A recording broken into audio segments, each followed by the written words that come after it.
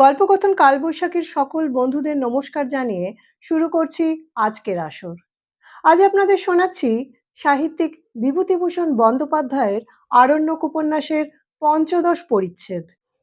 ধাওতাল সাহু মহাজনের কাছে আমাকে একবার হাত পাতিতে হইল।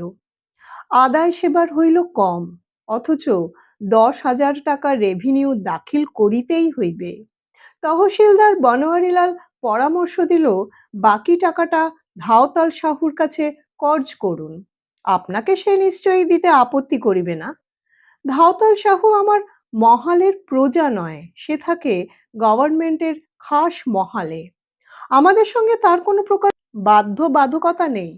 এ বিষয়ে সে যে এক কথায় আমাকে ব্যক্তিগতভাবে ১,০০০ টাকা ধার দিবে, এ বিষয়ে আমার যথেষ্ট সন্দেহ ছিল। কিন্তু গরজ বড় বালাই। একদিন বানোয়ারিলালকে সঙ্গে লইয়া গোপনে গেলাম ধাওতাল সাহুর বাড়ি। কারণ কাছারির অপর কাহাকেও জানিতে দিতে চাহি না যে টাকা কর্জ করিয়া দিতে হইতেছে। ধাওতাল সাহুর বাড়ি পৌষদিয়ার একটি ঘিঞ্জি টোলার মধ্যে। বড় একখানা খোলার চালার সামনে খানকতক দড়ির চারপাই পাতা। ধাওতাল সাহু উঠানের একপাশের তামাকের ক্ষেত নিড়ানি দিয়া পরিষ্কার করিতেছিল। আমাদের দেখিয়া শশব ব্যস্তে ছুটিয়া আসিল। কোথায় বসাইবে কি করিবে ভাবিয়া পায় না। খানিকক্ষণের জন্য যেন দিশাহারা হইয়া গেল। এ কি, হুজুর এসেছেন গরিবের বাড়ি? আসুন আসুন, বসুন হুজুর, আসুন তহসিলদার সাহেব। ধাওতাল সাহুর বাড়িতে চাকর বাকর দেখিলাম না। তাহার একজন হৃষ্টপুষ্ট নাতি, নাম রামলখিয়া, সেই আমাদের জন্য ছুটাছুটি করিতে লাগিল। বাড়িঘর আসবাবপত্র দেখিয়া কে বলিবে ইহা লক্ষপতি মহাজনের বাড়ি। রামলখিয়া আমার ঘোড়ার পিঠ হইতে জিন খুরপাচ খুলিয়া ঘোড়াকে ছায়ায় বাঁধিল। আমাদের জন্য পা ধুইবার জল আনিল। ধাওতাল সাহু নিজেই একখানা তালের পাখা দিয়া বাতাস করিতে লাগিল। সাহুজির এক নাতনি তামাক সাজিতে ছুটিল। উহাদের যত্নে বড়ই বিব্রত হইয়া উঠিলাম। বলিলাম, ব্যস্ত হবার দরকার নেই সাহুজি, তামাক আনতে হবে না, আমার কাছে চুরুট আছে। যত আদর আপ্যায়নই করুক, আসল ব্যাপার সম্বন্ধে কথা পাড়িতে একটু সমীহ হইতেছিল। কি করিয়া কথাটা পারি? ধাওতাল সাহু বলিল, ম্যানেজার সাহেব কি এদিকে পাখি মারতে এসেছিলেন? না, তোমার কাছেই এসেছিলাম সাহুজি। আমার কাছে? কি দরকার বলুন তো? আমাদের কাছারির সদর খাজনার টাকা কম পড়ে গিয়েছে, ৩,৫০০ টাকার বড় দরকার। তোমার কাছে সেজন্যেই এসেছিলাম। মরিয়া হইয়াই কথাটা বলিয়া ফেলিলাম, বলিতেই যখন হইবে। ধাওতাল সাহু কিছুমাত্র না ভাবিয়া বলিল, তার জন্যে আর ভাবনা কি হুজুর, সে হয়ে যাবে এখন। তবে তার জন্যে কষ্ট করে আপনার আসবার দরকার কি ছিল? একখানা চিরকুট লিখে তহসিলদার সাহেবের হাতে পাঠিয়ে দিলেই আপনার হুকুম তামিল হতো। মনে ভাবিলাম, এখন আসল কথাটা বলিতে হইবে। টাকা আমি ব্যক্তিগতভাবে লইব, কারণ জমিদারের নামে টাকা কর্জ করিবার আম্মোক্তারনামা আমার নাই। এ কথা শুনিলেও ধাওতাল কি আমায় টাকা দিবে? বিদেশি লোক আমি, আমার কি সম্পত্তি আছে এখানে যে এতগুলি টাকা বিনা বন্ধকে আমায় দিবে? কথাটা একটু সমীহের উপরই বলিলাম। সাহুজি, লেখাপড়াটা কিন্তু আমার নামেই করতে হবে, জমিদারের নামে হবে না। ধাওতাল সাহু আশ্চর্য হইবার সুরে বলিল, লেখাপড়া কিসের? আপনি আমার বাড়ি বয়ে এসেছেন, সামান্য টাকার অভাব পড়েছে তাই নিতে। এই তো আসবার দরকারই ছিল না, হুকুম করে পাঠালেই টাকা দিতাম। তারপর যখন এসেছেনই, তখন লেখাপড়া কিসের? আপনি স্বচ্ছন্দে নিয়ে যান, যখন কাছারিতে আদায় হবে আমায় পাঠিয়ে দিলেই হবে। বলিলাম, আমি হ্যান্ড নোট দিচ্ছি, টিকিট সঙ্গে করে এনেছি, কিংবা তোমার পাকা খাতা বার করো, সই করে দিয়ে যাই। ধাওতাল সাহু হাত জোর করিয়া বলিল, মাপ করুন হুজুর, ও কথাই তুলবেন না, মনে বড় কষ্ট পাবো। কোনো লেখাপড়ার দরকার নেই, টাকা আপনি নিয়ে যান। আমার পীড়াপিড়িতে ধাওতাল কর্ণপাতও করিল না। ভিতর হইতে আমায় নোটের তাড়া গুনিয়া আনিয়া দিয়া বলিল, হুজুর, একটা কিন্তু অনুরোধ আছে। কি? এবেলা যাওয়া হবে না, সিধা বার করে দিই, রান্না খাওয়া করে তবে যেতে পাবেন। পুনরায় আপত্তি করিলাম, তাহাও টিকিল না। তহসিলদারকে বলিলাম, বনোয়ারিলাল, রাঁধতে পারবে তো? আমার দ্বারা সুবিধা হবে না। বনোয়ারি বলিল, তা চলবে না হুজুর, আপনাকে রাঁধতে হবে। আমার রান্না খেলে এ পাড়াগাঁয়ে আপনার দুর্নাম হবে, আমি দেখিয়ে দেব এখন। বিরাট এক সিধা বাহির করিয়া দিল ধাওতাল সাহুর নাতি। রন্ধনের সময় নাতি ঠাকুরদা মিলিয়া নানা রকম উপদেশ পরামর্শ দিতে লাগিল রন্ধন সম্বন্ধে। ঠাকুরদাদার অনুপস্থিতিতে নাতি বলিল, বাবুজি, ওই দেখছেন আমার ঠাকুরদাদা, ওর জন্যে সব যাবে। এত লোককে টাকা ধার দিয়েছেন বিনা সুদে, বিনা বন্ধকে, বিনা তমসুকে। এখন আর টাকা আদায় হতে চায় না। সকলকে বিশ্বাস করেন, অথচ লোকে কত ফাঁকি দিয়েছে। লোকের বাড়ি বয়ে টাকা ধার দিয়ে আসেন। গ্রামের আর একজন লোক বসিয়াছিল। সে বলিল, বিপদে আপদে সাহুজির কাছে হাত পাতলে ফিরে যেতে কখনো কাউকে দেখিনি বাবুজি। সেকেলে ধরনের লোক, এত বড় মহাজন, কখনো আদালতে মোকদ্দমা করেননি, আদালতে যেতে ভয় পান, বেজায় ভীতু আর ভালো মানুষ। সেদিন যে টাকা ধাওতাল সাহুর নিকট হইতে আনিয়াছিলাম, তাহা শোধ দিতে প্রায় 6 মাস দেরি হইয়া গেল। এই 6 মাসের মধ্যে ধাওতাল সাহু আমাদের ইসমাইলপুর মহালের ত্রিসীমানা দিয়া হাঁটে নাই। পাছে আমি মনে করি যে সে টাকার তাগাদা করিতে আসিয়াছে। ভদ্রলোক আর কাহাকে বলে? প্রায় বছরখানেক রাখালবাবুদের বাড়ি যাওয়া হয় নাই। ফসলের মেলার পরে একদিন সেখানে গেলাম। রাখালবাবুর স্ত্রী আমায় দেখিয়া খুব খুশি হইলেন। বলিলেন, আপনি আর আসেন না কেন দাদা? কোনো খোঁজ খবর নেন না। এই নির্বান্ধব জায়গায় বাঙালির মুখ দেখা যে কি, আর আমাদের এই অবস্থায়। বলিয়া দিদি নিঃশব্দে কাঁদিতে লাগিলেন। আমি চারিদিকে চাহিয়া দেখিলাম। বাড়িঘরের অবস্থা আগের মতোই হীন, তবে এবার ততটা যেন বিশৃঙ্খল নয়। রাখালবাবুর বড় ছেলেটি বাড়িতেই টিনের মিস্ত্রির কাজ করে, সামান্যই উপার্জন। তবু যা হয় সংসার একরকম চলিতেছে। রাখালবাবুর স্ত্রীকে বলিলাম, ছোট ছেলেটিকে অন্তত ওর মামার কাছে কাশিতে রেখে একটু লেখাপড়া শেখান। তিনি বলিলেন, আপন মামা কোথায় দাদা?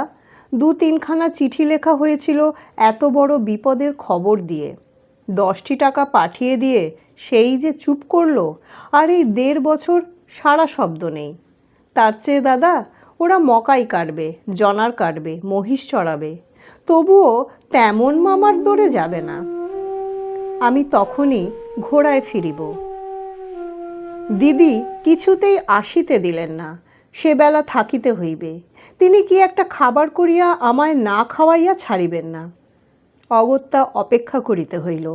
মকাইয়ের ছাতুর সহিত ঘি ও চিনি মিশাইয়া একরকম লাড্ডু বাঁধিয়া ও কিছু হালুয়া তৈরি করিয়া দিদি খাইতে দিলেন। দরিদ্র সংসারে যতটা আদর অভ্যর্থনা করা যাইতে পারে তাহার ত্রুটি করিলেন না। বলিলেন, দাদা, ভাদ্র মাসের মকাই রেখেছিলাম আপনার জন্য তুলে। আপনি ভুট্টা পোড়া খেতে ভালোবাসেন, তাই। জিজ্ঞাসা করিলাম, মকাই কোথায় পেলেন? কিনেছিলেন?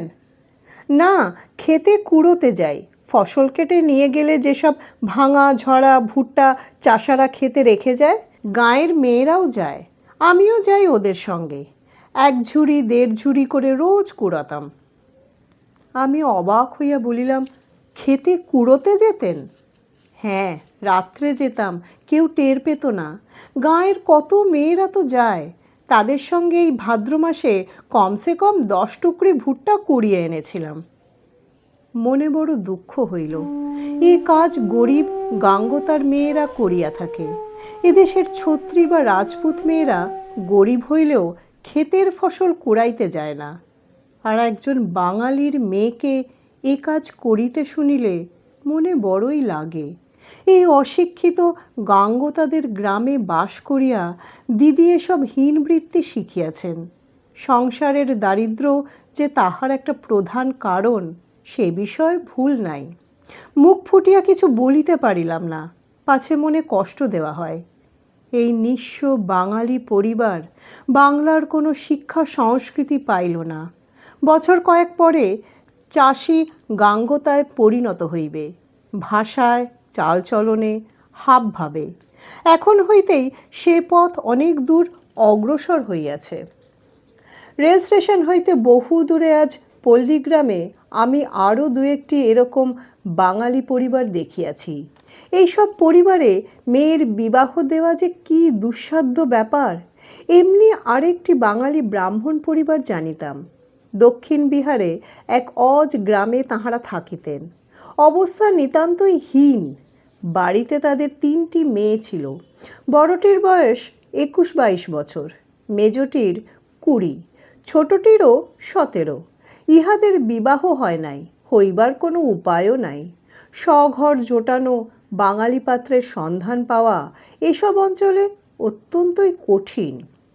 ২২ বছরের বড় মেয়েটি দেখিতেও সুশ্রী, এক বর্ণ বাংলা জানে না। আকৃতি প্রকৃতিতে খাঁটি দেহাতি বিহারী মেয়ে। মাঠ হইতে মাথায় মোট করিয়া কলাই আনে, গমের ভুসি আনে। এই মেয়েটির নাম ছিল ধ্রুবা, পুরা দস্তুর বিহারী নাম। তাহার বাবা প্রথমে এই গ্রামে হোমিওপ্যাথিক ডাক্তারি করিতে আসিয়া জমি জমা লইয়া চাষবাসের কাজও আরম্ভ করেন। তারপর তিনি মারা যান। বড় ছেলে একেবারে হিন্দুস্তানি, চাষবাস দেখাশোনা করিত। বয়স্তা ভগ্নীদের বিবাহের জোগাড় সে চেষ্টা করিয়াও করিতে পারে নাই। বিশেষত পণ দিবার ক্ষমতা তাদের আদৌ ছিল না জানি। ধ্রুবা ছিল একেবারে কপালকুণ্ডলা। আমাকে ভাইয়া অর্থাৎ দাদা বলিয়া ডাকিত। গায়ে অসীম শক্তি, গম পিষিতে, উদুখলে ছাতু কুটিতে, মোট বহিয়া আনিতে, গরু মহিষ চড়াইতে চমৎকার মেয়ে, সংসারের কাজকর্মে নিপুণ। তাহার দাদা এ প্রস্তাবও করিয়াছিলেন যে এমন যদি কোনো পাত্র পান, ৩টি মেয়েকেই এক পাত্রে সম্প্রদান করিবেন। মেয়ে ৩টিরও নাকি অমত ছিল না। মেজ মেয়ে জবাকে জিজ্ঞাসা করিয়াছিলাম, বাংলা দেখতে ইচ্ছা হয়? জবা বলিয়াছিল, নেই ভাইয়া, উহাকে পানি বড্ডি নরম ছে। শুনিয়াছিলাম বিবাহ করিতে ধ্রুবারও খুব আগ্রহ। সে নিজে নাকি কাহাকে বলিয়াছিল, তাহাকে যে বিবাহ করিবে তাহার বাড়িতে গরুর দোহাল বা উদুখলওয়ালি ডাকিতে হইবে না। সে একাই ঘণ্টায় ৫ সের গম কুটিয়া ছাতু করিতে পারে। হায় হতভাগিনী বাঙালি কুমারী! এত বৎসর পরেও সে নিশ্চয় আজও গাঙ্গতিন সাজিয়া দাদার সংসারে জব কুটিতেছে, কলাইয়ের বোঝা মাথায় করিয়া মাঠ হইতে আনিতেছে। কে আর দরিদ্রা দেহাতি বয়স্থা মেয়েকে বিনা পণে বিবাহ করিয়া পালকিতে তুলিয়া ঘরে লইয়া গিয়াছে, মঙ্গল শঙ্খ উলুধ্বনির মধ্যে।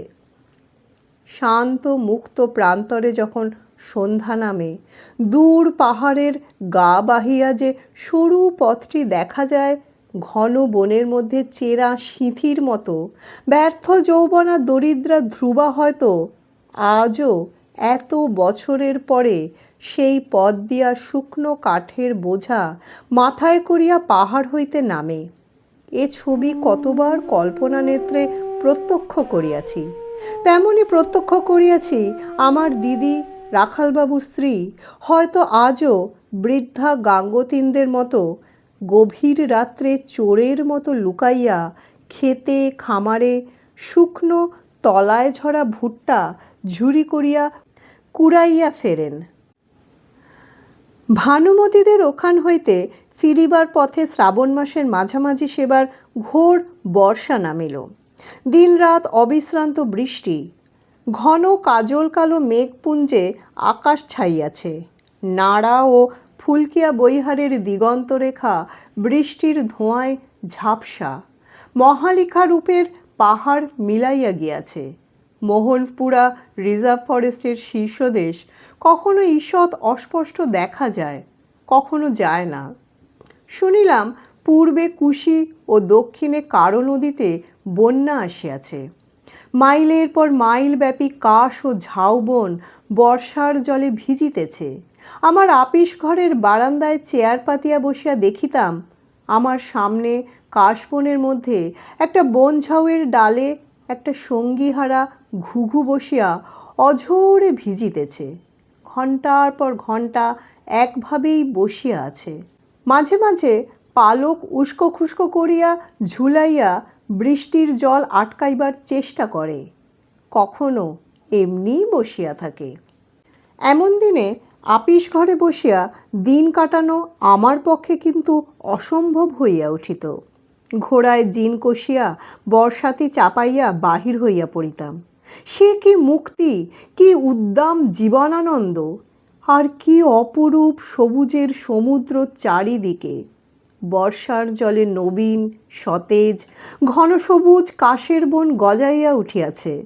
যতদূর দৃষ্টি চলে, এদিকে নাড়া বৈহারের সীমানা, ওদিকে মোহনপুরা অরণ্যের অস্পষ্ট নীল সীমারেখা পর্যন্ত বিস্তৃত থই থই করিতেছে এই সবুজের সমুদ্র। বর্ষা সজল হাওয়ায় মেঘকজ্জ্বল আকাশের নিচে এই দীর্ঘ মরকত শ্যাম তৃণভূমির মাথায় ঢেউ খেলিয়া যাইতেছে। আমি যেন একা এ অকুল সমুদ্রের নাবিক, কোন রহস্যময় স্বপ্নবন্দরের উদ্দেশ্যে পাড়ি দিয়াছি। এই বিস্তৃত মেঘছায়া শ্যামল মুক্ত তৃণভূমির মধ্যে ঘোড়া ছুটাইয়া মাইলের পর মাইল যাইতাম। কখনো সরস্বতী কুণ্ডীর বনের মধ্যে ঢুকিয়া দেখিয়াছি প্রকৃতির এই অপূর্ব নিভৃত সৌন্দর্যভূমি যুগল প্রসাদের স্বহস্তে রোপিত নানা জাতীয় বন্য ফুলে ও লতায় সজ্জিত হইয়া আরও সুন্দর হইয়া উঠিয়াছে। সমগ্র ভারতবর্ষের মধ্যে সরস্বতী হ্রদ ও তাহার তীরবর্তী বনানীর মতো সৌন্দর্যভূমি খুব বেশি নাই, এ নিঃসন্দেহে বলিতে পারি। হ্রদের ধারে রেড ক্যাসপিয়ানের মেলা বসিয়াছে এই বর্ষাকালে। হ্রদের জলের ধারের নিকট জলজ ওয়াটারক্রাফটের বড় বড় নীলাভ সাদা ফুলে ভরিয়া আছে। যুগলপ্রসাদ সেদিনও কি একটা বন্যলতা আনিয়া লাগাইয়া গিয়াছে জানি।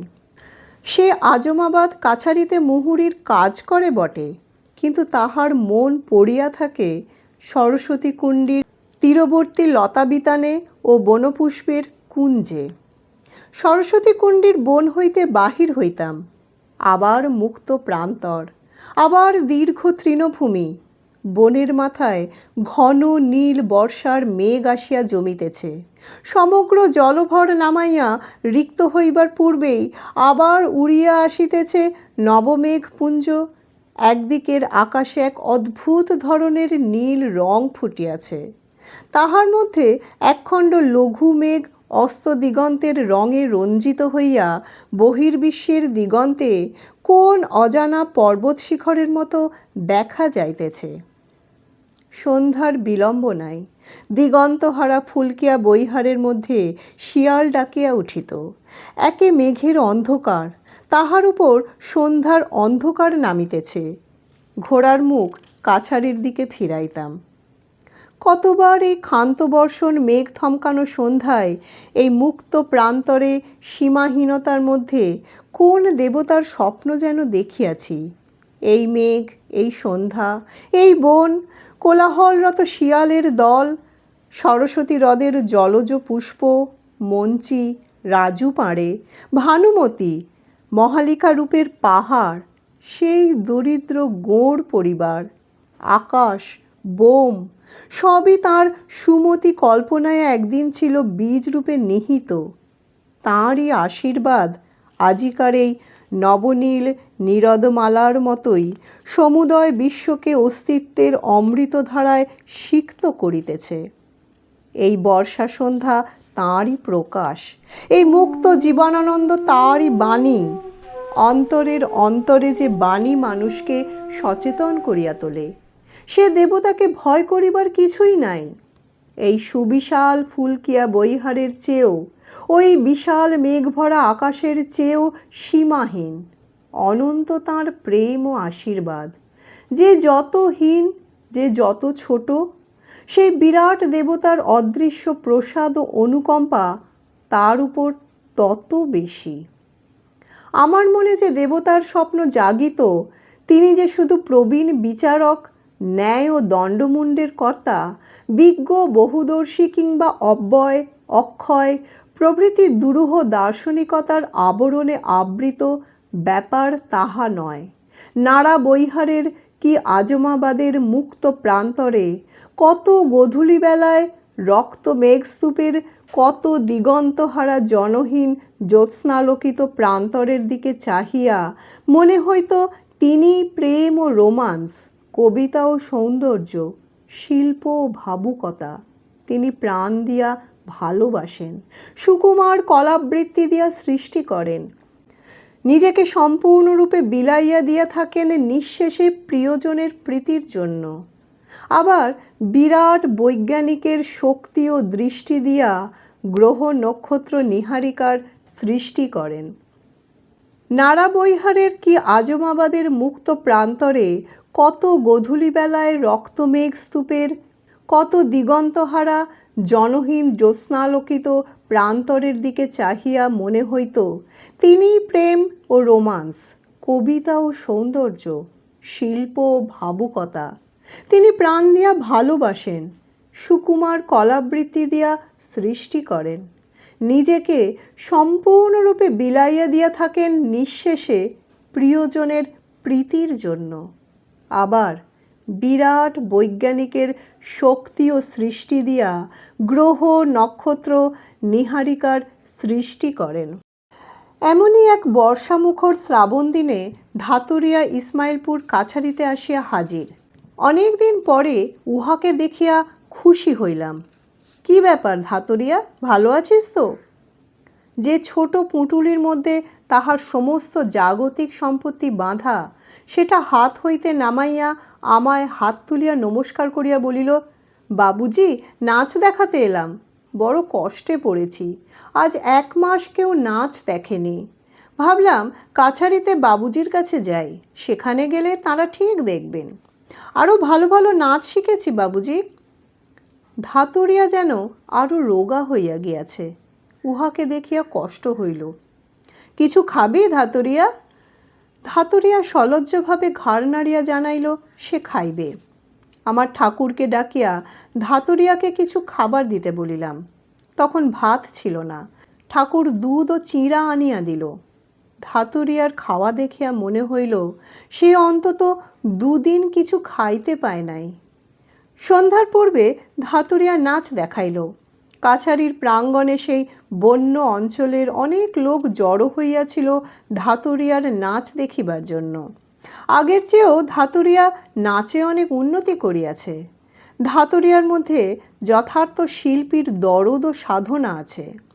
আমি নিজে কিছু দিলাম, কাছারির লোক চাঁদা করিয়া কিছু দিল, ইহাতে তাহার কতদিনই বা চলিবে। ধাতুরিয়া পরদিন সকালে আমার নিকট বিদায় লইতে আসিল। বাবুজি, কবে কলকাতা যাবেন? কেন বলতো? আমায় কলকাতা নিয়ে যাবেন বাবুজি, সেই যে আপনাকে বলেছিলাম। তুমি এখন কোথায় যাবে ধাতুরিয়া? খেয়ে তবে যেও।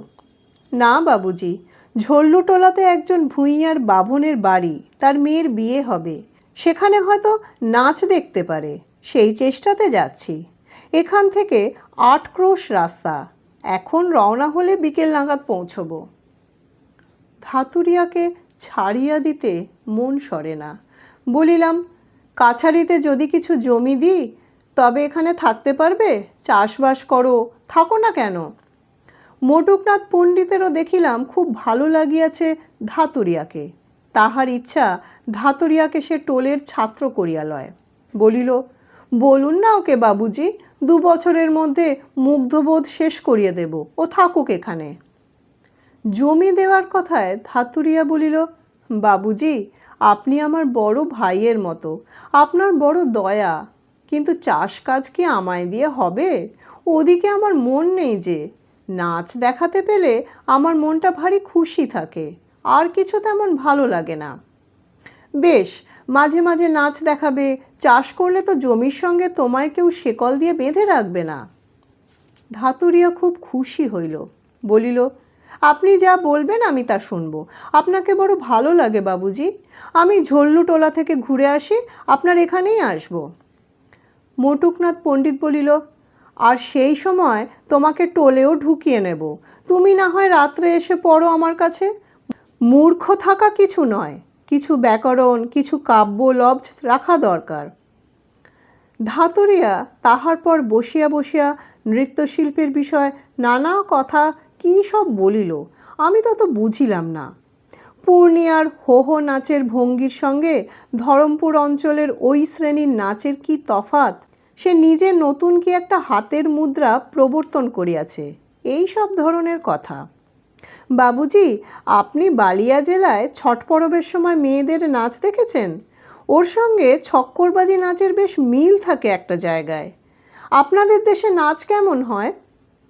আমি তাহাকে গত বৎসর ফসলের মেলায় দৃষ্ট ননিচোরা নাটুয়ার নাচের কথা বলিলাম।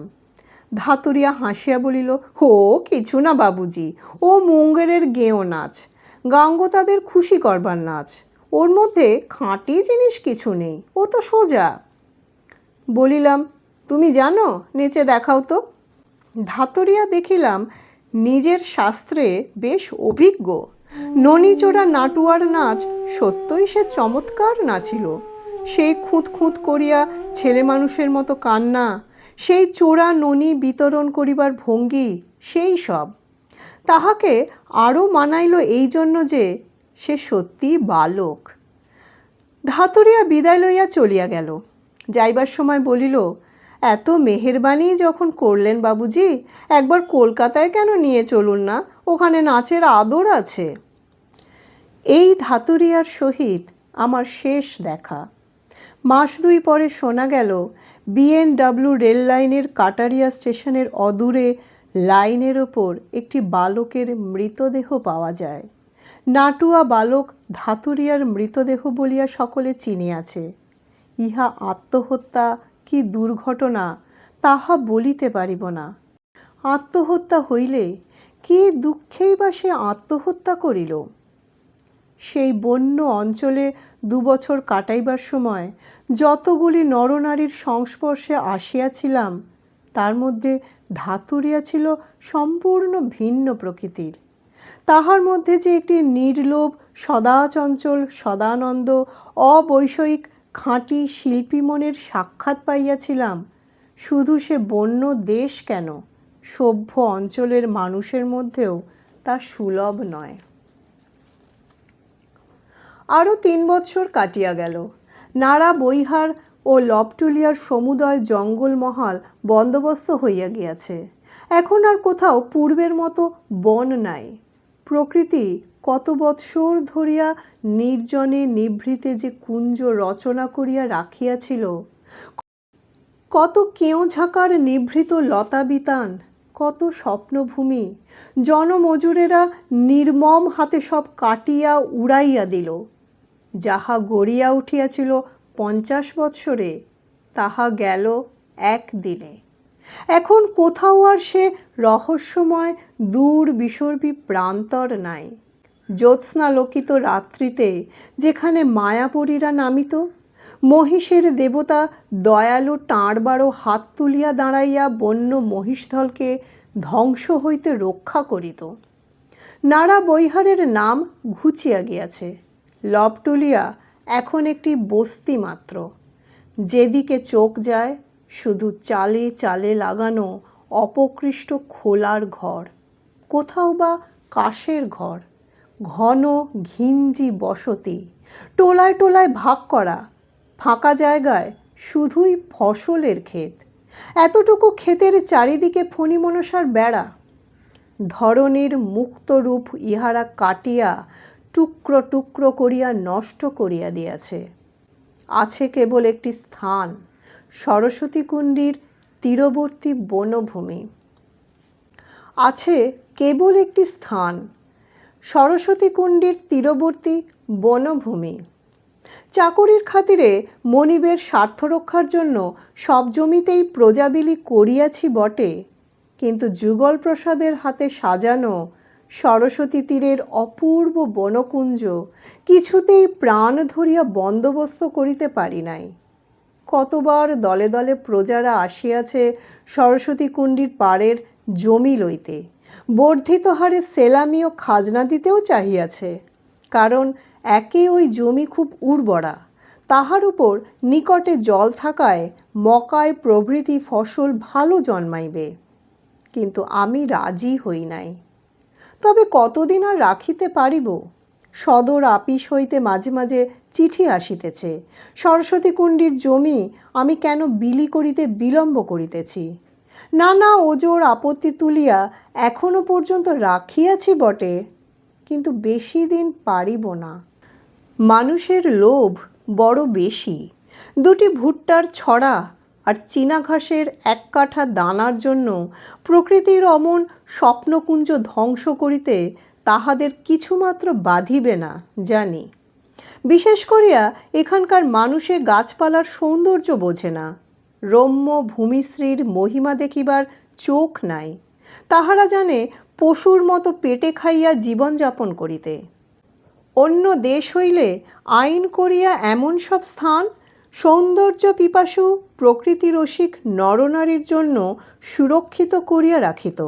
যেমন আছে ক্যালিফোর্নিয়ায় জোসেমাই ন্যাশনাল পার্ক, দক্ষিণ আফ্রিকায় আছে ক্রুগার ন্যাশনাল পার্ক, বেলজিয়ান কঙ্গোতে আছে পার্ক ন্যাশনাল আলবার্ট। আমার জমিদাররা ও ল্যান্ডস্কেপ বুঝিবে না, বুঝিবে সেলামির টাকা, খাজনার টাকা, আদায়, ঈর্ষাল, হস্তবুদ্ধ। এই জন্মান্ধ মানুষের দেশে একজন যুগল প্রসাদ কি করিয়া জন্মিয়াছিল জানি না। শুধু তাহারই মুখের দিকে চাহিয়া আজও সরস্বতী হ্রদের তীরবর্তী বনানী অক্ষুণ্ণ রাখিয়াছি। কিন্তু কতদিন রাখিতে পারিব? যাক, আমারও কাজ শেষ হইয়া আসিল বলিয়া প্রায় 3 বছর বাংলাদেশে যাই নাই। মাঝে মাঝে বাংলাদেশের জন্য মন বড় উতলা হয়। সারা বাংলাদেশ যেন আমার গৃহ, তরুণী কল্যাণী বধূ যেখানে আপন হাতে সন্ধ্যা প্রদীপ দেখায়। এখানকার এমন লক্ষ্মী ছাড়া উদাস ধুধু প্রান্তর ও ঘন বনানী নয়, যেখানে নারীর হাতের স্পর্শ নাই। কি হইতে যেন মনে অকারণ আনন্দের বাণ ডাকিল তাহা জানি না। জ্যোৎস্না রাত্রি, তখনই ঘোড়ায় জিন কষিয়া সরস্বতী কুণ্ডির দিকে রওনা হইলাম, কারণ তখন নাড়া ও লবটুলিয়া বৈহারের বনরাজি শেষ হইয়া আসিয়াছে। যাহা কিছু অরণ্য শোভা ও নির্জনতা আছে তখনও সরস্বতীর তীরেই। আমি মনে মনে বেশ বুঝিলাম এই আনন্দকে উপভোগ করিবার একমাত্র পটভূমি হইতেছে সরস্বতী হ্রদের তীরবর্তী বনানী। ওই সরস্বতীর জল জ্যোৎস্নালোকে চিকচিক করিতেছে। চিকচিক করিতেছে কি শুধু, ঢেউয়ে ঢেউয়ে জ্যোৎস্না ভাঙিয়া পড়িতেছে। নির্জন স্তব্ধ বনানী হ্রদের জলের 3 দিকে বেষ্টন করিয়া বন্য লাল হাঁসের কাকলি, বন্য শেফালি পুষ্পের সৌরভ। কারণ যদিও জ্যৈষ্ঠ মাস, শেফালি ফুল এখানে 12 মাস ফোটে। কতক্ষণ হ্রদের তীরে এদিকে ওদিকে ইচ্ছামতো ঘোড়া চালাইয়া বেড়াইলাম। হ্রদের জলে পদ্ম ফুটিয়াছে, তীরের দিকে ওয়াটারক্রাফট ও যুগল প্রসাদের আনিত স্পাইডার লিলি ঝাড় বাঁধিয়াছে।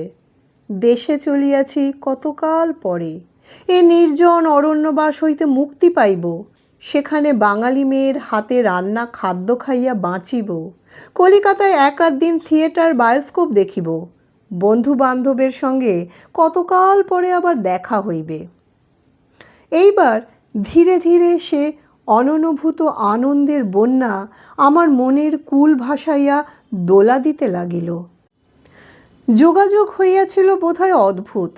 এতদিন পরে দেশে প্রত্যাবর্তন, সরস্বতী হ্রদের জ্যোৎস্নালোকিত বাড়িরাশি ও বনফুলের শোভা, বন্য শেফালির জ্যোৎস্না মাখানো সুবাস, শান্ত স্তব্ধতা, ভালো ঘোড়ার চমৎকার কোনাকুনি ক্যান্টার চাল, হু হু হাওয়া, সব মিলিয়া স্বপ্ন, স্বপ্ন, আনন্দের ঘন নেশা। আমি যেন যৌবনমত্ত তরুণ দেবতা, বাধা বন্ধনহীন মুক্ত গতিতে সময়ের সীমা পার হইয়া চলিয়াছি। এই চলাই যেন আমার অদৃষ্টের জয়লিপি, আমার সৌভাগ্য, আমার প্রতি কোন সুপ্রসন্ন দেবতার পরম আশীর্বাদ। হয়তো আর ফিরিব না, দেশে ফিরিয়া মরিয়াও তো যাইতে পারি। বিদায় সরস্বতী কুণ্ডী, বিদায় তীর তরু শাড়ি, বিদায় জ্যোৎস্নালোকিত মুক্ত বনানী।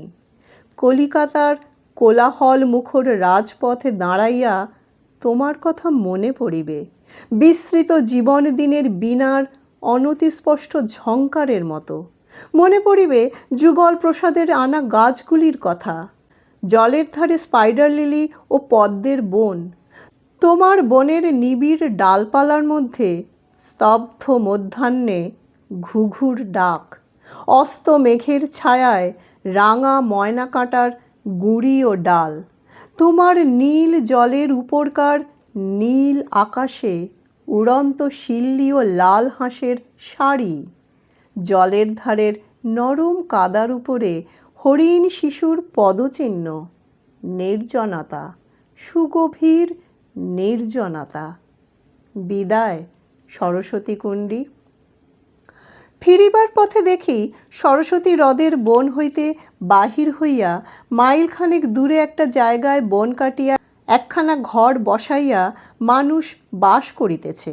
এই জায়গাটার নাম হইয়াছে নয়া লবটুলিয়া, যেমন নিউ সাউথ ওয়েলস বা নিউ ইয়র্ক।